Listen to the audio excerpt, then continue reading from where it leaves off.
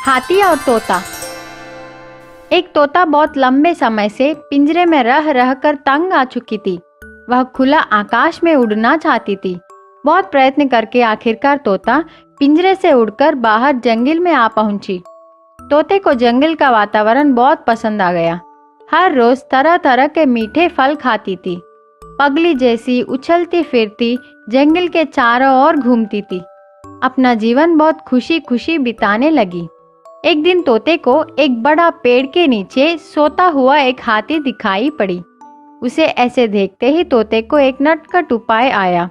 चाहे जो कुछ भी हो, वह हाथी को परेशान करके उसे नींद से जगाना चाहिए। बहुत तेजी से पेड़ के ऊपर से नीचे आई। अपने चोंच से हाथी की सूंड पर चुभी। उस चोट से हाथी जाग गई। आंखें खोलकर देखी। तोता पेड़ के ऊपर जाकर हंसने लगी। हाथी नाराज होकर कही, अरे तोता, क्या परेशानी है? तोता ने जवाब दी, मजाक है मेरे दोस्त। हंसने लगी। हाथी को कुछ फर्क नहीं पड़ा। आंखें बंद करके फिर से सो गई। कुछ देर बाद तोता फिर से नीचे हाथी के पास आकर दोबारा उसको परेशान की और तुरंत वहां से उड़कर पेड़ के ऊपर चली गई। हाथी गुस्से से चिल्लाई, अरे तू फिर से आ गई? क्या कुछ काम नहीं है क्या? लेकिन तोते को यह बहुत मजाक लगा। बार बार ऐसी शरारतें करने लगी। हाथी तंग आ चुकी थी। कुछ करना नहीं चाहा। वहां से उठकर चली गई। तोते को और मजा आ गया। फिर से एक और बार तेजी से जाकर हाथी को अपने चोंच से चुभी। हाथी क्रोधित हो गई। कुछ ना कुछ तो करके उस तोते को सबक सिखाने का निर्णय ली। हाथी एक तालाब के पास गई। अपने सिर को छोड़ बाकी का पूरा शरीर पानी में डुबाई। इसको देख तोते को बहुत मजा आया। वह सोची, अरे देखो, मेरे से डरकर हाथी पानी में जाकर छिप गई। खूब हंसने लगी।